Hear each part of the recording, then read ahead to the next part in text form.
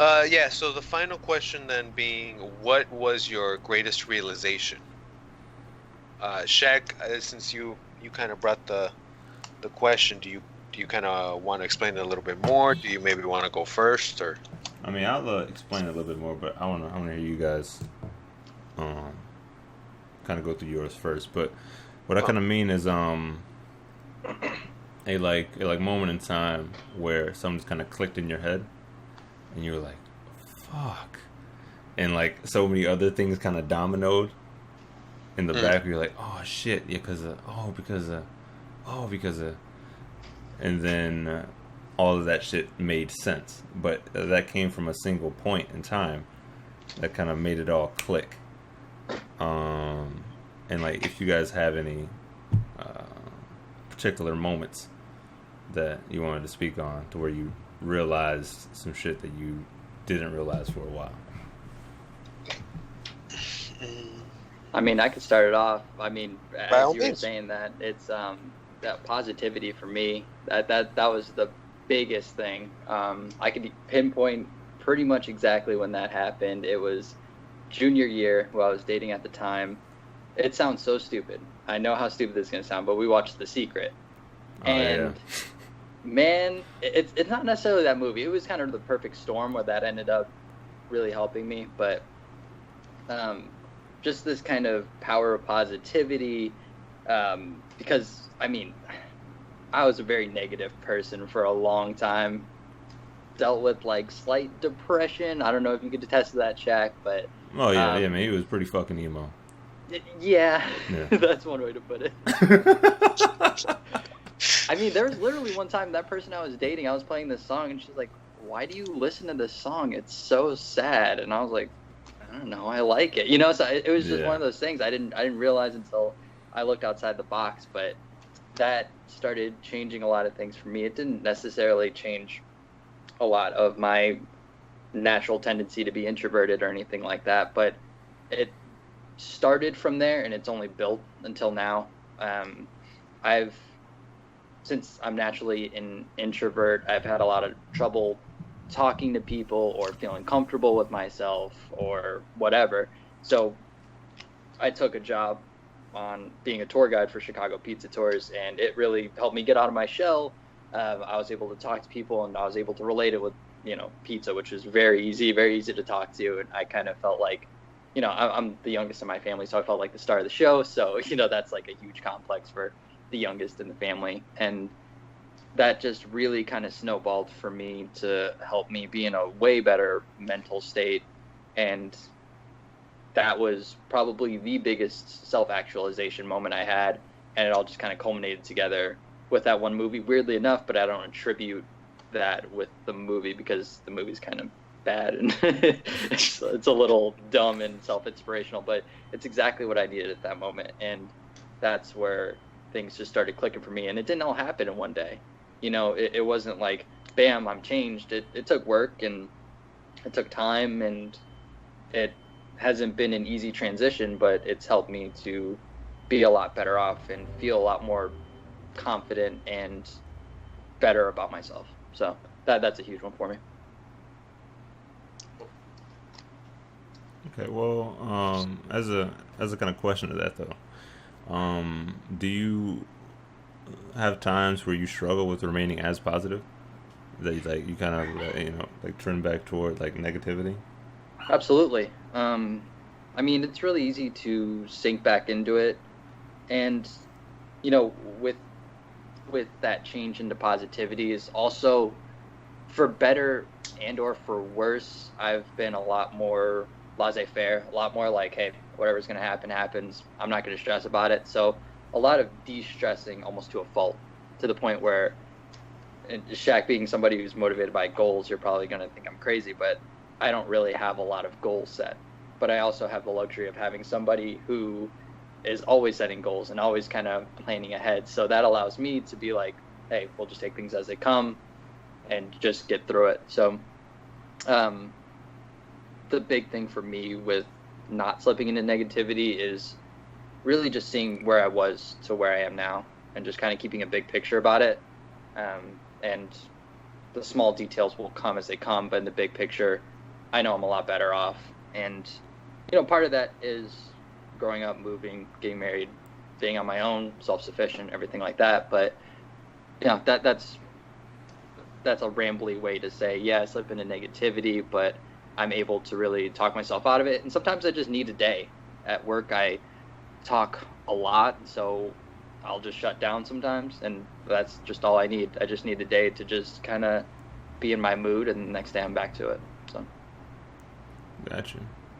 Well, yeah, man. You know, thanks for sharing that. Yeah, no, not a problem. Yeah, it's particularly interesting. How well, you know, me and Nahum and Kyle on our previous podcast kind of had this conversation about how, yeah, you know, your brain just wants the best for you, but it can't really identify what that is. It can just only identify what feels good. Yes. But it's up to you to tell your brain what feels good versus what feels bad. So that's just particularly interesting to seeing is what you attribute as positive and what you attribute as negative. So like, now I can see that you want to answer Nahum, but I have one more question for Bobby real quick. So like, were there any like are there habits that you have you attribute as positive habits and habits that you attribute as negative that you try to, you know, use that as a guiding point for? That's a really great question. I mean, man, I gotta be honest, like, my day-to-day is just on my grind. With my job, I'm opening some days, closing others, so it's more like on to the next thing. Mm-hmm. So a lot of the time I don't have time to sit and think as much as usual, and I'm also, it goes back to the not being stressed as much.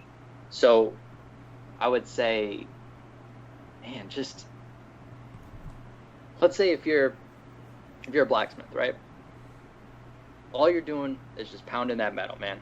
You're just going, not thinking about anything else. You're thinking about where you're going, what you want to do with art, with editing, anything. When you're in your zone, you don't have time to think about anything else. So I've been so in my zone that when I do step back and I kind of take a look at things, it can get negative, but I'm like, I have no other choice. I'm on my own. I got to keep going, you know? I can't stop and think, what if I would have taken that job 5 years ago or whatever? Because that's a lot of where my negativity stems from, is the past or opportunities I should have taken that I didn't. So I would say really the very simple answer I have is that I'm in my zone right now. I don't allow myself to get caught up in anything extraneous. Work, you know, like, mm-hmm. I'm not like working 24/7 or anything like that, but I'm thinking more in terms of short-term goals. So not that long-term goal, not that 5-year mark. I'm not, and this isn't for everybody. This is for me. This is what helps me. Right, of course. I'm thinking short-term goals. What am I getting done through this week? And I'm in sales too, so that also is part of it. When's the next sale? How's my money looking this week? What do I need to do better in order to sell better? Like, sort of that sort of grind mentality is a huge part. Okay. So, Bobby, I had a question for you, kind of depending on that. So I know you mentioned that kind of you don't attribute all of it for the movie per se, but it was kind of the initial part, or like maybe getting you to think in a more positive way that happened, all of it. How much do you ever how much did it ever seem to you a change because at that moment you kind of decided to work at it and over the course of time work at it versus something that kind of just evolved or happened as you kind of kept growing or as like the time passed? Because it's like you, I guess more like, other than like the movie, or like what maybe like about the movie was kind of what triggered it, or like what kind of made the switch, just seeing that positivity, like that, the thing. Because I think like sometimes when I look at situations in either my life or in the life of like the different people that I'm around, I struggle to see like what's really the outside factors and what is sometimes just like we are slowly changing as the time kind of goes on. I know they kind of mix, but like I'm curious if you think it would have kind of been a similar case, maybe just at a later point in time or something else, like if you ever see a differentiation between those. So what kind of started it was that it was almost physical. When they talk about in the movie, it's like waves, like good karma, essentially. Okay. Not that it was up in an ether, not that it was something that you just kind of willed into existence. That it was something that could not literally or physically emulate from you, but similar to that. You know, like it helped me to be like, all right, if I do something positive today, maybe not tomorrow or next week or next month, something's going to return for me, but I'm putting good vibes out there, you know? And that's kind of become a cliche at this point in time, but just kind of putting good out there and seeing what happens. I'm not going to lie and say I've been very fortunate with a lot of things that have happened in my life. So I totally understand when you say personally, or you see with other people, that's kind of hard to keep positive. And it was just ended up being a perfect storm where I saw it physically and started putting it out there, and it just kind of started working for me. Again, not all at one time, but just slowly started accumulating. I'm not sure if that answered the question necessarily, but does that kind of help? Yeah, to a certain point. To be fair, like the question's a little it's a little wonky just because it's not really easy for me to kind of nail it down either. I think despite all the shit talking about like appearances and stuff, I think because we are fairly young, I think I sometimes look back at things and I was like, oh, I wonder how much of this is just like change that people like that we kind of go through, and then how sometimes it's change that we have to, you know, like pursue and keep working at and kind of keep pushing towards. And obviously, like you noted how it's not always the case, and it's not always easy, and sometimes there's regression and you kind of have to put work into it again. But that's kind of why I wanted like maybe delve into that a little bit deeper. But yeah, that covers most of it. Any other comments, Shaq, on that part? No. Of the last stuff. I'm gonna. You wanna go? Sure. I think the biggest realization that I had was time and timing, and that was probably last year. And I think a lot of that is because as I've kind of shared on the podcast before and with you, Shaq, getting laid off from work was the first time in a while that things weren't operating on like a quote unquote schedule or plan. And to a certain extent, it was also the first time that rightfully something, or it was the first time that something went wrong, and it wasn't really like, oh, you know, you messed up, so there's a consequence to that. Like I can understand if I mess up, if I do a bad job, or I just am not doing my part and things hit the fan. Okay, that's fair. That was kind of the first time where it wasn't really any of those cases. And I think before then, it was very easy to arguably relax about things, to not worry so much, and to be able to keep telling myself that things in the end would be okay. As I've kind of shared before as well on the podcast, I have, because of my faith, I have a fairly solid foundation on the fact that everything is in control, and that at least for me and in my beliefs, that the Lord will be like that he's putting things the way he wants it. So these are like, it sucks, but at the end of the day, everything should be okay. And I think we touched on that before, Shaq, where we both kind of have that mentality, but for different reasoning. But it was considerably easier to have that mentality when everything was going okay. When things are going okay. When the biggest worry was, like I had failed a class at one point. I had to go back to school for a semester, but the stakes were considerably lower, and the price of something was considerably lower as well. Like the repercussions weren't the same. But I think after that, moving into this apartment, moving out on my own, starting arguably, my professional career, and starting to actually like set goals for maybe more long-term life on me, that kind of hit a little bit differently. It hit differently because now people were relying on me. There wasn't as much wiggle room. So I had mentioned how, like, hey, I went up to my parents and like, hey, I want to fix this apartment up. Are you okay with me moving in, me doing the repairs and all that stuff? And it was a great situation as long as everything was going according to plan. So when the plan collapsed, then it was like, well, fuck, now I'm screwed, and I may have just screwed them. So that was considerably more of a challenge to now being like, okay, well, everything is supposed to have turned out okay, but in a lot of different ways and with a lot of different help, and still kind of sticking to that faith, things turned out well, and things turned out arguably better. But it was a bit of a wake up call to then actually having to go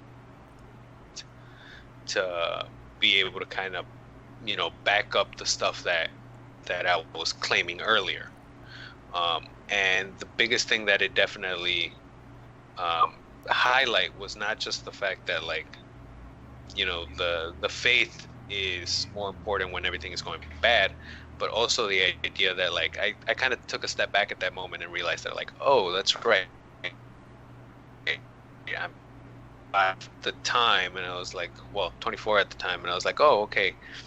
It was a very interesting thing to realize that as bad as it would be and as difficult, I suppose my life could all implode right now, and things arguably could still be well in the end. Like, not that I'm promised those years, but I have a lot of life that arguably is probably, let's say, still out in front of me. And so I think it's in a certain sense, it's motivational, the idea that, like, I can fail again and again currently, and still, I still got time. I'm still able to get back at things, so long as I kind of have the willingness to do it, and the patience to do it as well. So I think that was one of the biggest things to hit me, that for someone who was pretty terrified of failing more than other things, the idea that you can failing more so in the sense of, like, professionally and being able to live out my life, the idea that you can do so and still kind of bounce back was a pretty big wake-up call, to the point where we shared now. It's like, now I'm a little bit more at ease, because I can be at work, and even if I have a rough day, even if I feel like I'm not doing great, it's not the everyday mentality, nor should it be, but in the back of my head it's like, well, what are they going to do, fire me? They could, but I mean, I've kind of been there. Like, you're not really threatening me with the worst. So yeah, that was a pretty big wake up call, and a kind of putting your money where your mouth is. Okay. I mean, I have two questions, Bobby. I don't know if you have any. I just wanted to really quickly just say, it sounds like your self-actualization was literally adulthood. Things happening to you. Things you have to be responsible for. You know what I mean? Like, that just seems like a solid lesson in adulthood. I think it was a lot the fact that I was playing on easy mode for a very long time. I was working, like I worked through college. I paid bills, I paid my living arrangements and all that. So I like to think that, like, while I was in college, I often told myself that I was pretty responsible and I was being an adult, and I think I was, but I was at an easy mode because, yeah, like my rent that I had to pay was college rent. I didn't have really any bills other than my rent, like my own food. It was a little bit different, and then kind of now leaving that, it's like, all right, you are. It is no longer a free trial. It is quite literally pay to play, and you're not allowed to stop playing, really. So yeah, it was a pretty big wake up call, even for someone who, in a sense, like, oh yes, look at me, I'm all responsible, and no, there's a little bit more that you got to do. So, and then just one last question, and then you can take it, Shaq. Especially being a man of faith, I'm just curious, how much did you take this, especially coming from like a positivity sort of notion, as everything happens for a reason, or God's testing you? How did you kind of take that when it happened? So I think a lot of it was I think at first it was more things happen for a reason, and like things not will work themselves out, but it's like he would work them out for whatever reason. This was just the case, and later on something will happen. So to be honest, it's a little bit it's rough, because to a certain point it's this idea of like, I'm just not going to question it that much. I question it in the idea that it's like, this kind of sucks in the moment, but it's at least in the fact that I was like, I don't get the reason. It's like, Lord, I do not get it. I'm assuming there's something here, but like, all right. It's more like, this is, to be honest, and it's not how it's supposed to be, and that's kind of part of the challenge itself. It's kind of blasphemous in that sense, but it's like, I feel like this was a call, but okay. So a lot of it was just kind of like, things happen for a reason, things work themselves out, and it's a lot of it the idea that I think I gave up the idea of trying to control everything a long time ago. But like I said, I never really had to test that as hard as when it happened in adulthood. So I think I had all the the process, but it was six, and I think closer to the end is where it was a little bit more of a test, particularly when different things are popping up, different opportunities. I was involved at the time with tutoring at my church, so something like getting a job offer for something that was out further in the burbs, where I wouldn't have been able to continue tutoring, getting a job offer where I would have been flying around the country at different points.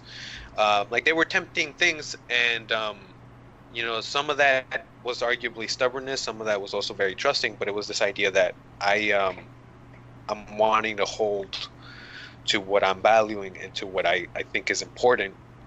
And I think looking back on a lot of the stuff, I might still be able to say, okay, maybe I could have misread a sign.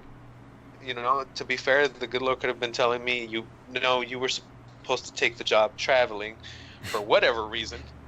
So that's entirely possible, but some of that is just kind of, living and learning and hoping that the next time, if for whatever reason I come to think that I read a sign wrong, that for whatever reason next time I read it right. But also, it's kind of like what's the fucking word for it? It's kind of trying to pigeonhole an idea per se, but when I got my final job offer, the job I'm at now, it's something that's similar to what I was doing that I wanted to do, something that paid me more, something that was still easy for me to do my commute, to do my volunteering, stuff like that. So it was kind of that occasion, whereas in a very similar way to how you said before, it sounds cliche, but then it's kind of like, okay, this is pretty much what I was looking for. It's the same situation that I was looking for, and it worked itself out. They're paying me a little bit more, so in theory it worked out better. It makes it fairly easy, although I understand there could be flawed in the logic to be like, okay, this was what I was supposed to be patient for. But I think the main part of it is just I was pretty. I've held to the idea that things are not inherently in my control. I can influence them. I do have the autonomy, and I need to own up for some of my own actions. But a lot of things in life are not in my control, and I think that once I kind of accepted that, in conjunction with the higher authority that I believe in, it made things a little bit easier. So long as you kind of keep trusting in that process. But no. Yes, sir. But yeah, so this is where me and Nahum kind of split a little bit. Now, I'm not particularly religious, but I do believe in things working out how they should, even when it seems like, yo, come on, like, what the fuck, man. Come on, like, can I breathe? Like, can I get a little fucking break? But actually, Bobby, the questions that you asked him answered the question that I wanted to ask him. So, Okay. But yeah, if you guys don't have any other follow-up things, then I can go ahead and go into mine. But it's a direct relation to where you ended, though, Nahum. Okay. No, I mean, I think more things will probably come up or better connect as we. Yeah, I got you. Come, so go ahead. But okay, so being a man of primarily science, then usually the way that I try to break things down is in a very input-output sort of way, right? I put this in, I get this out. So if I put this in, I should always get this out. There should be no varying fucking output. But that's not how life works. Like, you can't just put in the same thing and always get the same thing out. And that difficulty with not being able to control what the output was something that I struggled with for a while. Because it was always that sort of way, that if I act this certain way, then this thing should happen. But there were so many fucking variables that it began to kind of overwhelm my thought process, right? So now throwing in all these other variables along with the input, to where now the output was completely fucking different than what I wanted to be in the first place. So then now this realization happened, about a year ago, was that when I understood that that control really is an illusion, and the only control that you have is over yourself and how you feel about yourself. Everything else is completely variable based that you cannot have any influence on whatsoever. And apparently someone died. It's New York. Someone's always dying. Yeah. But once I understood that the only control that I had was over myself, then things got a lot harder, and I didn't realize why. It was, mentally I was like, okay, if I just remove all the other variables except for my own, then I should be able to isolate it to where, okay, I can see what I'm putting in, I can see what I'm getting out. And when it comes to working out, it makes sense, right? I go eat well, lift weights, sleep well, I get bigger, I get stronger. When it comes to your emotional health, it's much more complicated. So when I'm processing one thing, depending upon how I feel that day, I may feel happy when I process it. I may feel sad when I process another day. I may feel angry when I process it like another day. But I try to figure out why. And the realization that I came on was that through our social connections, we gather parts of ourselves, right? So, you know, the whole phrase of, you know, you are the summation of the top 5 people that you interact with. You know, that they kind of roughly influence who you are at that moment in time. So, like, high school Bobby is different than fully adult Bobby based upon the people that he's around, right? But at his core, he's still Bobby. So, like, he still has that core, but how he's shaped is dependent upon who he's interacting with. And we use those interactions to kind of hide parts of ourselves that we don't like to address. So if we inherently feel kind of sad, then we'll try to hang around happier people so that we feel happy. But then when those people are gone, then we fall right back into that sad state. So through moving out here and being in isolation for an extended period of time, then I had no real option except for, okay, do I try to find a friend group to patch these holes up, or do I just try to solve this for myself? And it's scary as fuck to just be alone in your room thinking about your problems and why you feel a certain type of way, and understanding that only you have the answer to why that is. Like, you can't ask anyone else, well, why am I feeling this way? It's purely up to you. So if you feel, you know, discontent with your job or your love life or any other facet, then it's completely up to you to figure out why that is and how to solve it.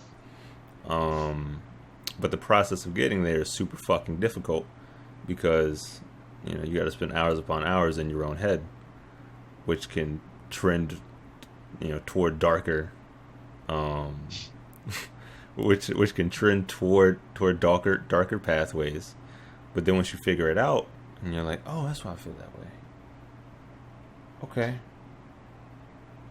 Okay, that makes sense. And then you do like physical action to solve that, then that hole isn't there anymore. So then when you do go out to socially interact with people and make friends or whatever, then, you know, they give you comments like, man, like, you seem so grounded. Like, you seem so sure of yourself as far as like what you want to do and what you want to accomplish. But you only get there from, you know, being fucking insecure in your head alone, but being able to actually address it. So once I understood that the only control that you have is over you, then a lot of the other shit started to get clear when I ignored it. But as long as I was looking at other inputs to try to give me information on how I should feel about myself, then everything was so cloudy and I could never figure it out. So the answer was always internal, as far as what I find fun, what I find entertaining, and what I want to actually do. But there was so much fucking noise from other people as far as like how I should be as a person, how I should act as, you know, a member of society, that I couldn't hear my own voice anymore. And like when that happens, you get frustrated with yourself, because then you start to pull both ways. Like, but I'm supposed to. And then you just get stuck in the middle and nothing fucking happens. But when you put on the blinders and you listen to yourself, then you generally follow a path that makes you feel happy internally. And because of that radiance, and to kind of what you said earlier, Bobby, that positivity radiance, then positive things start to happen to you. Well, I got a couple things. Yeah. I absolutely love your analogies. You have some of the best analogies I've ever heard in my life. So I had to write some stuff down. So essentially, when you're saying you put one input in, you expect this output. Yeah. With life, though, and again, I'm not scientifically inclined. So essentially, what you're plugging into input A is a 100-foot wire. Mm-hmm. And there are so many variables between there. Then you have your, I don't know, transmitter or whatever. Mm-hmm. You have that, which has a whole bunch of other variables within inside of that what you get is an output Z that finally goes to your brain. Right. So I just think that's really interesting how you think of it mechanically. But where I would go with it is more natural. So what I mean is, you said that teenage me is different than adult me. It's like a snakeskin. It's not constant. Right. Every couple months, every couple years, you change, you start taking in these different experiences and learning different things. And it's the classic, when I talk to you, I talk a totally different way than I talk to my wife. It's just human nature. We just kind of tend to adapt and go into that. So especially that snake skin, that's an independent animal. Whereas some people like myself rely on a wolf pack. I rely on my family, my wife, to kind of help support me, and I can kind of bounce ideas off of people. You, my friend, are Vegeta and Goku, just in this individual training, just trying to level up as much as possible, and both have their pros and cons. That sounds a lot better, because I thought he was really going with the analogy, like, you, my friend, are a snake. I am a That would be a baller way to go, and then just like leave the podcast or something. But and then just to kind of finish up what I'm saying, I'm sorry if this is a little long-winded. No, bro, go for it. Look, there's no fucking time constraint here. But especially knowing you for so long, you've always been changing to me. So when you were in college, and I'm not saying this in a good or a bad way, when you were in college and you started having your experiences, I'm like, this is a totally different Shaq than what I know. Not to your core. You were still my friend, and we could still have the same conversations, and we could still BS about everything that we BS about, still make the same jokes. Everything was good, but you've always been changing to me, and I've been proud of you to watch how you've grown. And each time I see you, I kind of feel like I think we've talked about it before, putting on different suits of armor, man. And like you just kind of keep going, and you're challenging yourself constantly, and I admire that to the fullest. But Mike, it's essentially, when you were talking about what we show people, it's like the tip of the iceberg, right? You're like, man, you're so cool, calm, and collected. That's crazy. And deep down, you're like, you don't know the work I put into this, man. Like people at work, when they meet me, they're like, oh, you're so nice and you're so friendly. I'm not trying to be egotistical about it, but you're so nice, you're so friendly. And I'm like, if you would have met me 10 years ago, I was a totally different person. Like, the amount of care I put into it, the amount of work I put into it, it didn't happen in one day. But like I was talking about before. But essentially my question boils down to, why just a year ago? Because I feel like you've been pretty constantly changing for, when did we graduate? Well, I don't want to think about when we graduated. Almost 10 years now. So I feel like you've been changing for so long. So why did the self-actualization happen so recently, when I feel like you've been working and grinding toward a better you? So I feel like it particularly happened like a year ago when I was in Urbana, right? And pretty much everyone had left to continue on with their life goals, right? People had gone back to the city, people had gone to different states, and everyone that I relied on, as I said, to kind of patch those holes up about how I felt inside, was no longer there.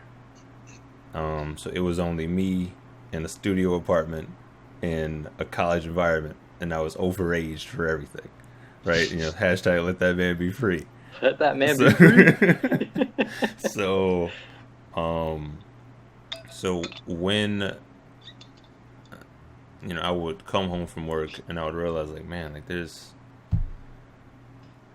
such a shortage of people to hang out with, and like people have like their relationships that they're hanging out with their partner, or they're out doing other things.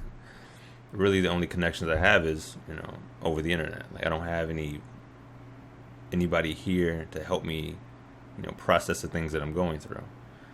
And that even though I can call them up and try to explain it to them,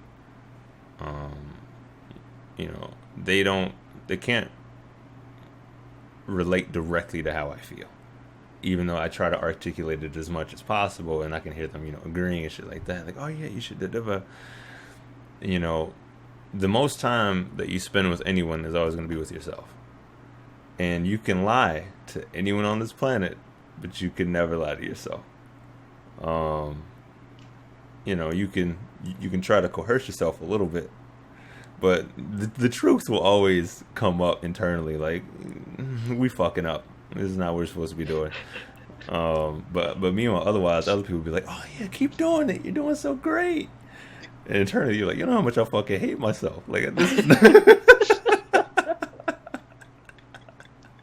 You don't understand. But Yeah, when I had no one else to rely on but me, is when I realized that it's only me that I can control. And lying on that couch in my studio for hours upon hours, lost in my own fucking thoughts about how I should feel about certain things and how I should process certain things, and trying to get advice on YouTube and all these other places about um, like how I should process how I feel about my job and everything else. Then I was taking in so much information, and some of it was resonating, some of it wasn't. But whenever I went to sleep, those thoughts would come up in my head, but it was always my thoughts. It was never anyone else's voice. And once that clicked, was I should only be really listening to my voice. Like, I should be taking inputs, obviously, from outside, because if I'm a fucking crazy person, I want to kill everybody, then maybe I shouldn't only be listening to my voice. But, but for the most part, all of my goals were for the purpose of helping other people. But I had to help myself first. I had to get myself to the point to where if things fell apart for everyone else around me, then I would still be okay. If I lost everything tomorrow, please don't. If I lost everything tomorrow, then I would still find a way to come back. Obviously it would fucking hurt, but I would know internally and believe in myself enough to be like, I don't really need anybody else here to pull this shit off. All I really need is me. So why you did say that you do use a wolf pack sort of mentality, and like having a like team and like camaraderie of relying upon other people. Yes, I would love to have that, but naturally as an engineer, my job is to prepare for the worst possible scenario to happen. And if everything else above that happens, okay, then we in the green. But if everything fucking breaks, everything falls apart, what do we have? And that's the mentality that I use to approach life mostly. And I kind of use that lone wolf mentality until I find my pack. Or that if, me and the pack are out hunting or whatever, and I lose them all in a fucking snowstorm, can I still survive? Or if I'm a 6-year-old Nahum and I'm just left in a fucking supermarket, then will I still be okay? Or will I just wander around hoping that somebody comes to pick me up? And that progress only really happened this past year because that's when I had no one else. In high school I still had people. In college I still had people. But when I only had me, then that's when the pressure really started to mount and I couldn't ignore anything anymore.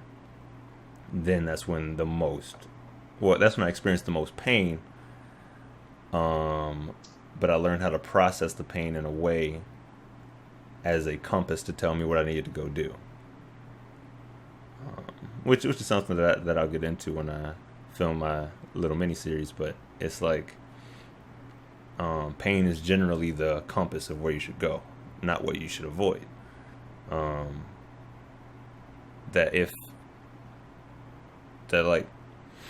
Let's say for example you go to work and you feel pain about being there. Okay, the compass is saying don't fucking go do something that's fun. And like life will always trying to find a way to autocorrect itself in a way. That even if you do fuck up, so like as you said, Nahum, even if you were supposed to take the traveling job and you didn't, there'll be another opportunity for it to kind of autocorrect. Like, okay, yeah, you ignored me, bitch, but here, take the thing. You ignore it again, and then life will try to force its hand. Like, all right, bitch, you're fired. This is what you're supposed to go do. I know that for you the system is more life, but you have to keep in mind that for my mentality it was just God sitting up there being like, bitch, you ain't listening, motherfucker. Okay, I guess I gotta direct this shit by hand. But it's like The Sims, right? but yeah, that's what I would say, particularly for this past year, and especially moving out to New York, right?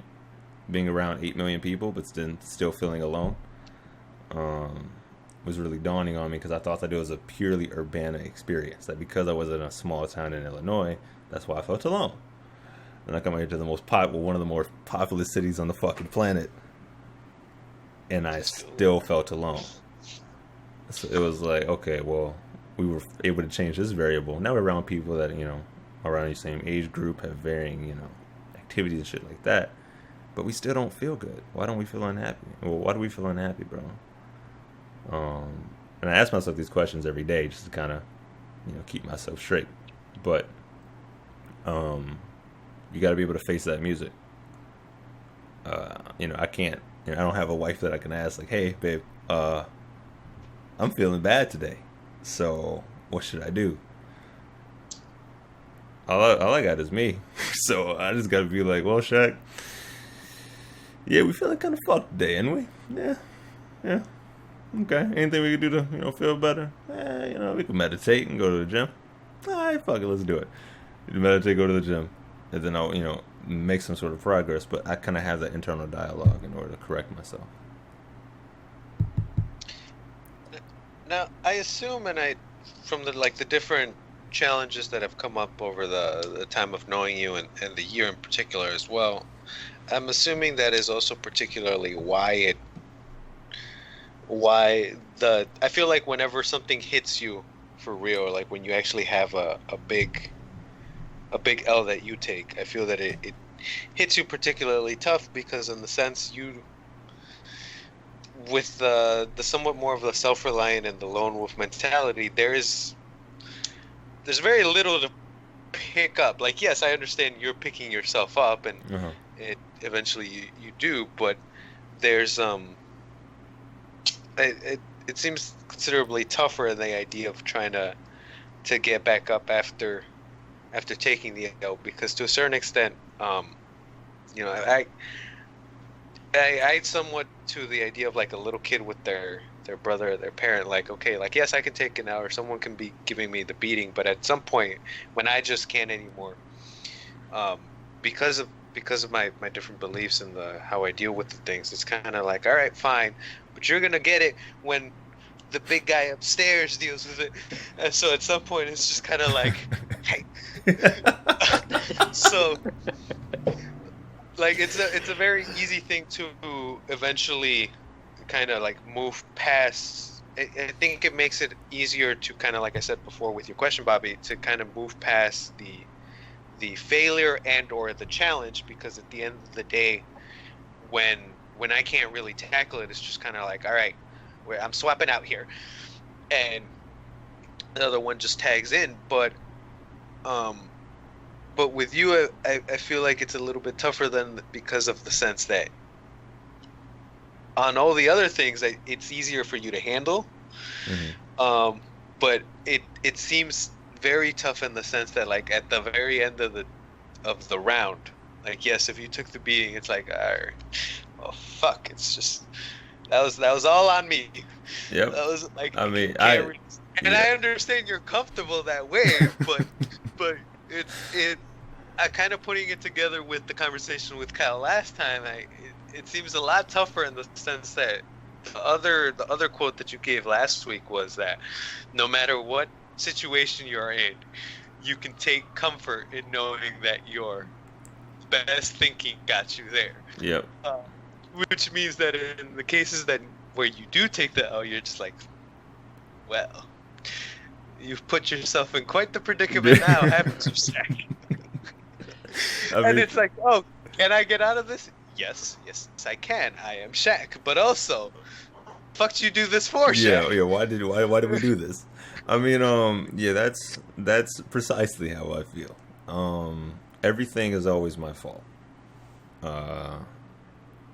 Regardless of whether or not because you mentioned, like, you realized you couldn't control shit. Right, exactly. But your inherent mentality is everything is my fault, because that gives me the most control over the ability to change it. Now, meaning that if I fuck up a situation, or if someone else fucks up a situation, then I'll be like, okay, well, yeah, I probably shouldn't have been associated with that person. All right, how can we make sure that that doesn't happen next time? Rather than, okay, yeah, that was just a one-off thing. That was just them. I should just continue to be me. But there was a reason why I was involved as well. So if I take everything internally, then yeah, everything is my fault. And that's a lot of pressure for some people, right? That like if I got fired from my job tomorrow, I'd be like, okay, well, I fucked that up. That was pretty bad. Rather than, the company had to save money for layoffs and they had to choose somebody and there was a hard choice for them. I don't really care about that because I'm fired. So for me, it's like, okay, well, it's my fault that I was in that position and I was able to get fired. So how do we make sure that doesn't happen again? And that gives me the ability to kind of be, all right, well, what can I do to shore that up? What can give me that job security next time to where I'm not curious about if I'm going to be laid off or not. And like using that process to refine it.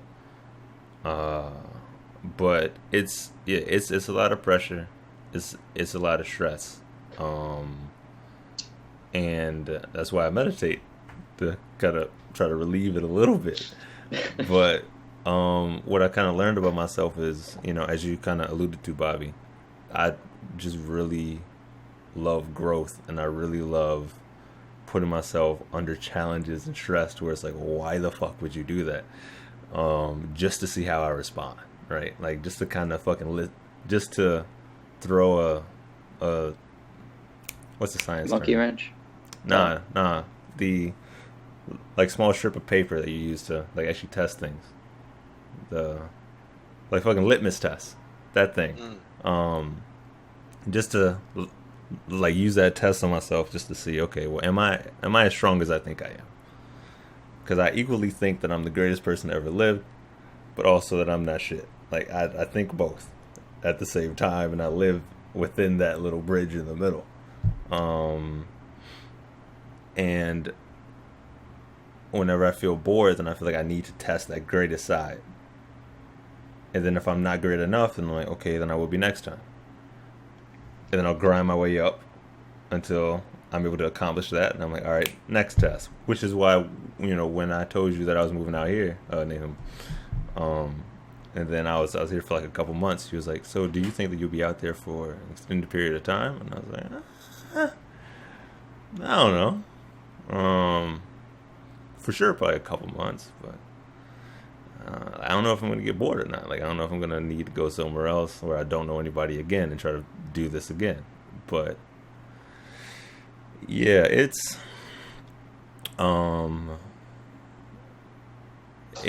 given me the most growth that I've had. Like I think I've grown more over the past year than I have the past 10. But that's simply because of the amount of stress that I've put myself under in order to make that happen. I mean, I'm sorry. To me, that's the champion. That's the mentality of a champion. And I'm not trying to stroke your ego with that. What I mean is, it's either all or nothing. Yeah. Like when I was thinking about that, I was directly comparing it to Michael Jordan. Like, this is why I failed. How can I prevent feeling like this ever again? And then going through the process. Exactly what you preach. Trust it. It's all or nothing with you, and you struggle to live in between, especially being from a scientific mind where it's like, if I do A plus B, it equals C every single time. So with that mindset, having A, B, C, D plus H, Q, R does not equal C. No, it doesn't. And you want to know how that is and how you can game the system of life when you can't. When everything is so coincidental, and man, you can. So Nahum, I'm sure you kind of have this idea, especially being of a more spiritual mind, that everything's kind of on a track. Is that correct? Like kind of everything, things can change, but for the most part, everything's kind of moving in one motion. Yeah. Okay. I'd more so, I think, than you guys look at it that way. Yeah. I see.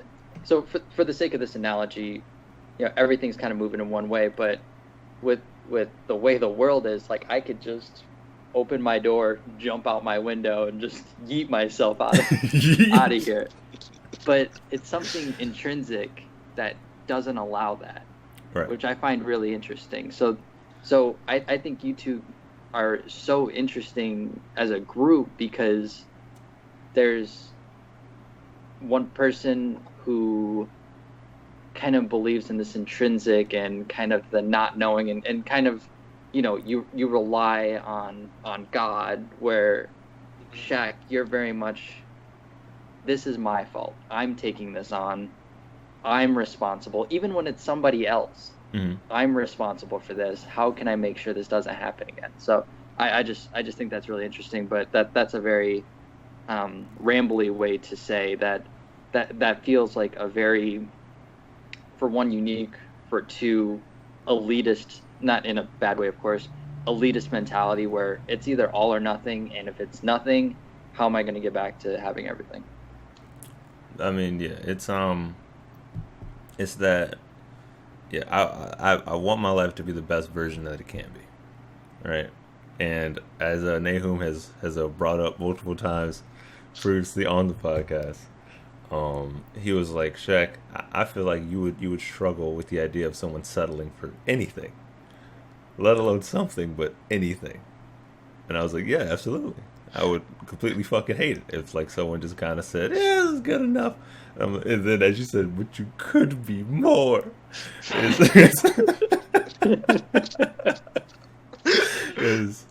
Is exactly how I feel inside. But that was something that I had to get over as well, though, right? That you can't try, or that I can't try to put this, you know, this chip on my shoulder, this fire that I have inside, in someone else. You can't instill that.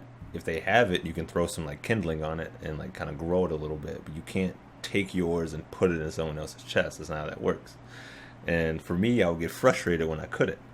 You know, I would be like, fuck, like again, everything is my fault. Am I not saying it to them in a way that like resonates with them? Am I supposed to do it in a different sort of method? But then once I kind of, you know, did it or looked internally, I was like, well, I don't have to do anything. All I have to do is just live my life in my way. And if they find that inspirational, then they'll have that instilled by themselves and it'll last much longer. Versus me kind of telling them how they should feel about a certain situation. So, also, it was...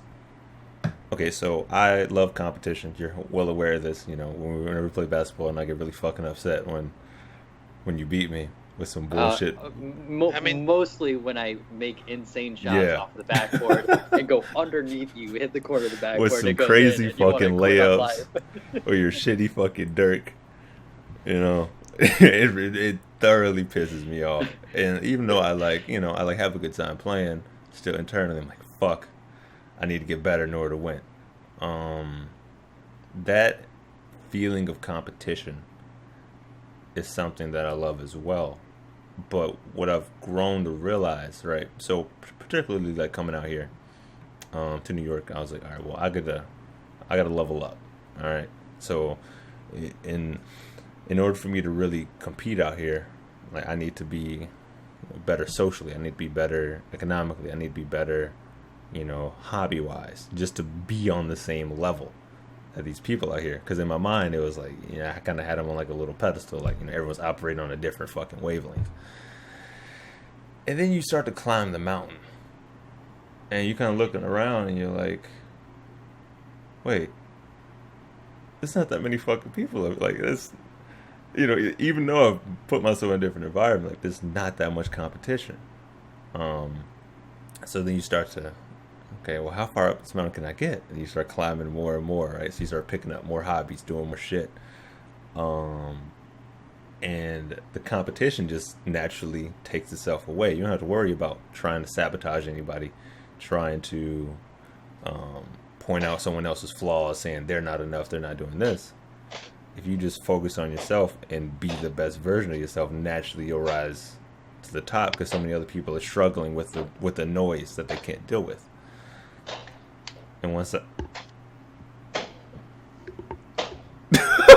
shit!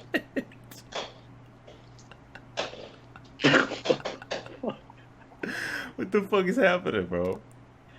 Okay, are we good? It's unclear.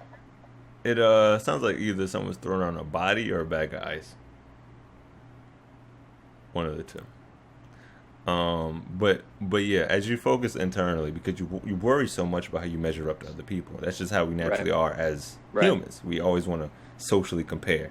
Back to the question that we did a very long time ago, Nahum, as far as like social media and shit. We want to see where we are in that social hierarchy, right? Are we good enough? And whenever I failed, so as you said, Nahum, whenever I took that L internally, I'm always like, why am I not good enough? Like, what do I not have that other people, or what do I not have? Yeah, what do I not have that other people have? And when you live in that world, it's a very dangerous place to be, because you can go one to two ways. You can veer off to the left of, I'll never have it, and I'll just never shape up. Or you can veer off to the right of, okay, how do I get up there? Like, how do I compare? How do I do it better? And you can only make that decision internally. People can try to influence you. You're good. You're beautiful. You look great. Da da da. And you'll hear it, and you'll start to veer a little bit. But when those voices go away, it takes you back on that path. And while everyone was telling me, look, I'm proud of you. You made it out of Beacon Hill or whatever. You went to college, got an engineering degree, even though I almost failed out once. But you got an engineering degree. You made it out to the big city of New York, man, and you seem to be doing fine. You're picking up all these hobbies, you're dancing, you're doing this other shit. You're killing it. And internally, still in my head, I'm like, but it's not enough. Like, I'm still not doing enough. But I'm also learning to appreciate what I have done in the same regard. Right, because that was the other question we tackled at some point, or we touched on beforehand. It's like, well, like when when is enough? And that's not necessarily the good or bad, but that was the other part where like we had the conversation. Was like, right. Yeah, but to bring it back though, we naturally want to compare ourselves to other people. So we scroll through social media. Okay, who's doing what? Who's doing this? Oh, I'm not doing that. Fuck, I must be fucking failing at life. This is terrible. And you start to beat yourself up, and you fucking swing it on yourself. People try to get you to stop, like, just please, to stop beating your ass. And then you kind of stop for a second. And you're like, okay, I'm fine. Then you go back about your daily life, and then something triggers it, and you fucking start beating yourself up again. But it's only because you have all these outside voices. You're trying to hear what other people's saying, what other people's doing, but if you just fucking don't, you only look at what you want to do, you only listen to what's fun to you, and you just do that, and you keep doing it. And sometimes you document it, right? Sometimes you put it on social media just for the fucking sake of it. You don't really care about validation at this point, because the only validation you need is yourself. And then you look up and you're like, oh shit, I am kind of up this mountain. Everyone else has kind of eliminated themselves. Okay, let me go back in. This is, you go back in and you just fucking grinding up and up and up until you're near the top, and you're like, I love what I do. People around me are, much more calmer and much more confident and much more centered whenever I'm around, because I'm able to, take those insecurities, take that self-criticism that they're giving themselves, and process it in a way that's like, well, it's really not that important, because in a Nahum-esque sort of way, and everything is going to shape itself out in the end. But how it shapes itself out is something I'm particularly interested in, right? How quickly can I get to that point, versus how long is it going to take if I continue along this path that I've been on. So I'm all about efficiency. I kind of think that eventually we'll get to a point, sure, but can I get there when I'm 30 versus when I'm 55? And how much time can I save just by doing the right thing earlier than fucking up all my way up to 55? 25. It's simple math, Shaq. So like how can I cut the curve a little bit? That's particularly what I'm interested in. But yeah, dude, it's like well, if we're speaking specifically upon, you know, the love life portion of my life, right? Trying to figure out how am I gonna compete with these actors, these models, you know, these fucking these gorgeous people out here. And then I started to work on myself, sort of associated with them more, and I was like, these people aren't better. They're not, they're going through the same shit. Like, they're not just inherently better than I am. And really, the way that I process the things that I process them, they're coming to me for advice. So purely by me just ignoring them and doing my own thing, I'm just stepping up without worrying about them at all.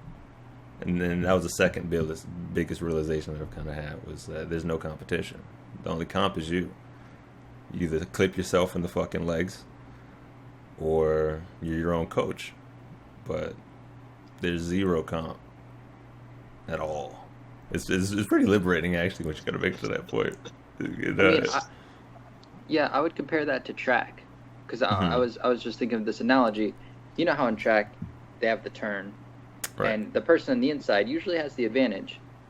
But if they're all going the same speed, if you're all the way at the top, you're going to look like you're a lot further behind than the person right here, or vice versa. The person in the middle is going to look a lot farther behind than the person up top. So in a lot of different sports, it's you versus yourself. There just happen to be other people there. Right.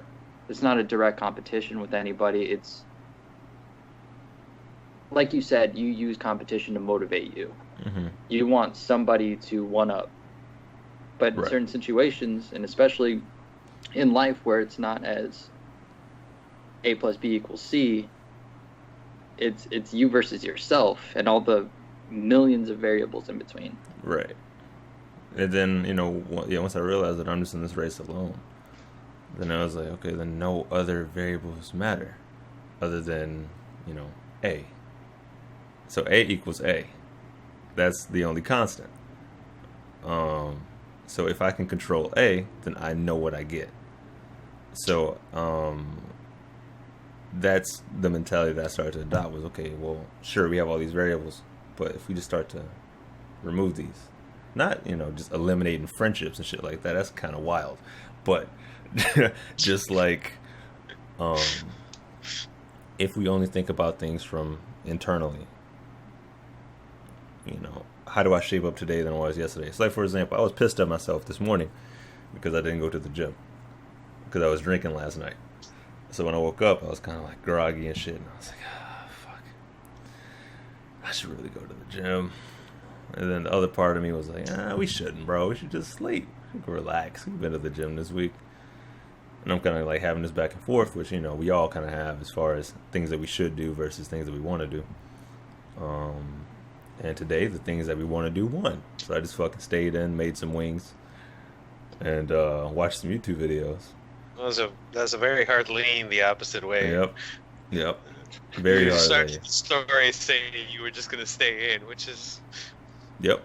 Stayed in, made some wings, fucking watched some YouTube videos, but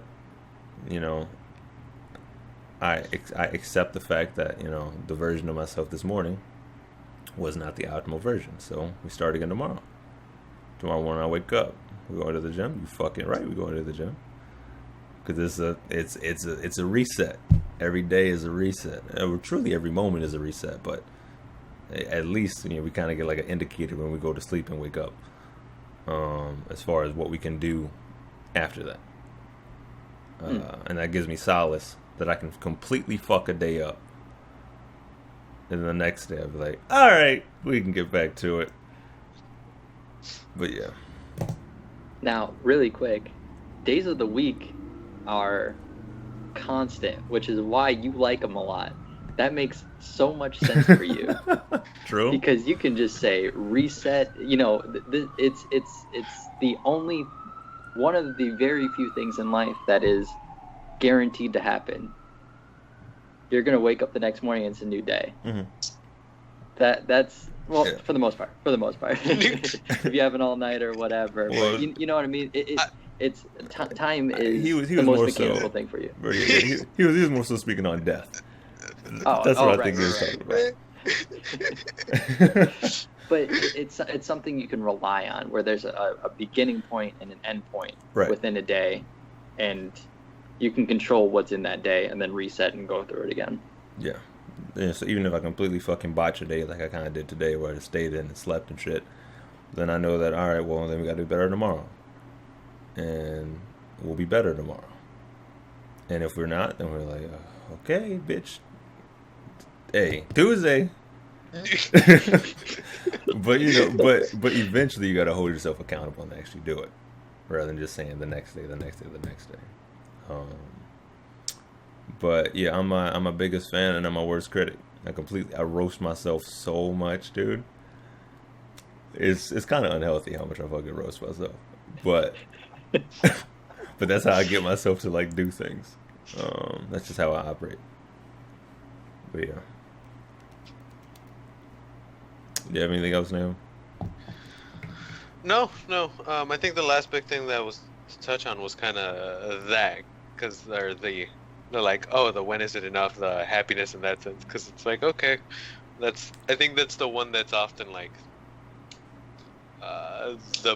the hiccup per se that we've touched on, and then kind of before like kind of just have to kind of see, because I can't answer that right now, which is fair. Yeah.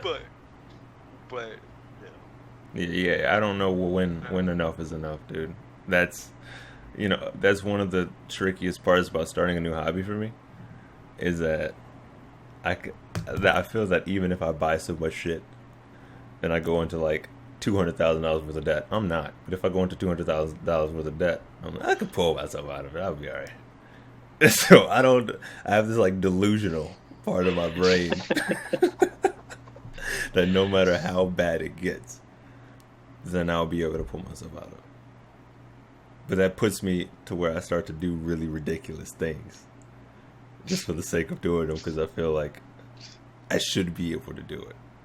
You did eventually lean back and start turning away from the perfumes. Yes, I was buying colognes. I was buying a lot of. I started buying some like limited edition, like. So I like have this one bottle, right? There's only 1,887 bottles ever made. It's this like cologne that's from, I think it's like Colombia or something like that. What are you talking about? Yeah, Why? Dude. Well, because when I would ask women about like parts of a man that they found I see. memorable, Okay. then like scent was a very absolutely, that's human nature, baby. Was like a very high answer. It's like, for example, if like a woman walks past with some gorgeous perfume, you're like, fuck, Jesus. And it happens that women respond in a similar way. So then I started doing my natural research, as far as like the top notes, the middle notes, the rub,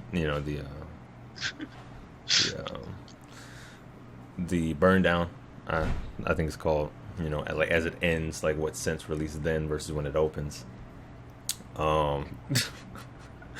So I was able to find me a like top 5, but per bottle I was paying at least $100, like at least like $100 a bottle. So, yeah, so I also put myself into that sort of predicament, but yes, whenever I find a new hobby or a new thing to kind of get involved in, then it can get dangerous because of my addictive nature to figuring out everything about it. But I've been better at reeling myself in recently, I think. As I just spent fucking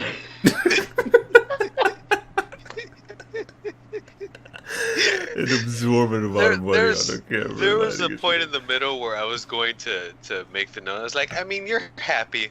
And then I was like, well, yes, but that doesn't mean it's not problematic. Yeah, no.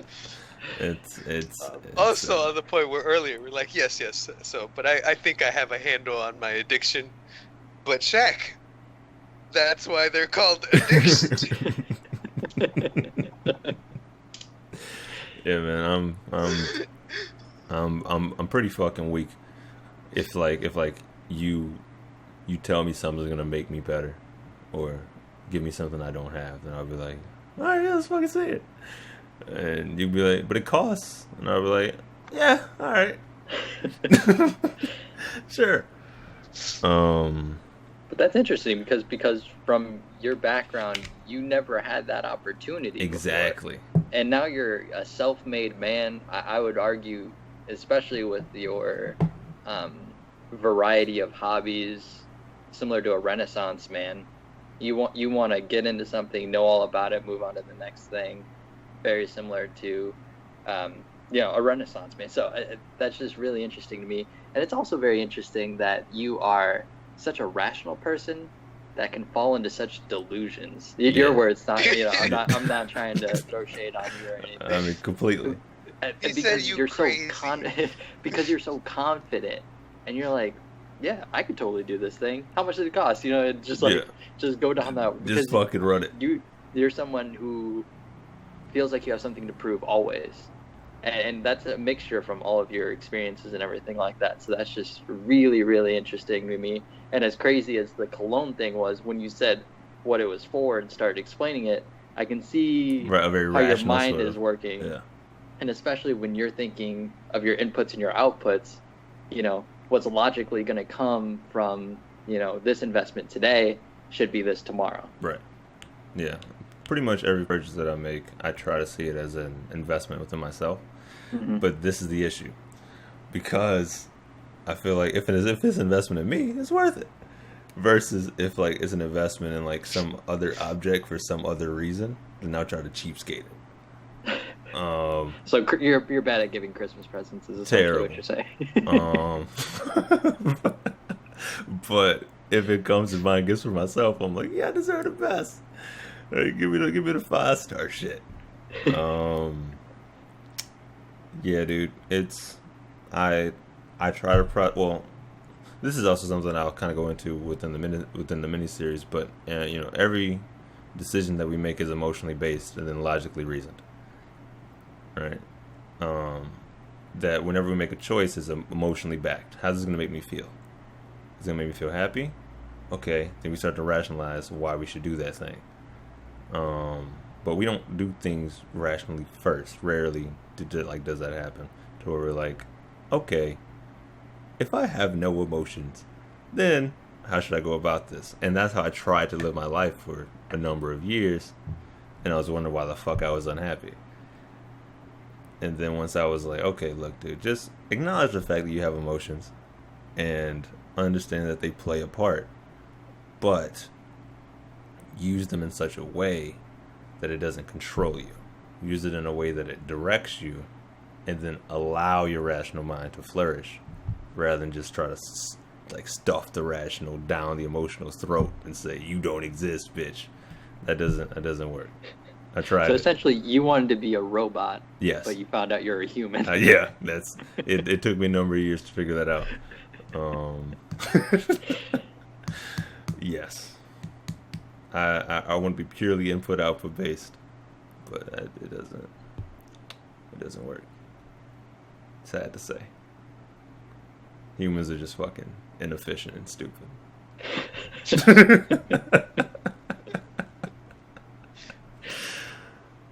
But yeah, was there anything else you guys wanted to chat about, bring up? Okay, well then.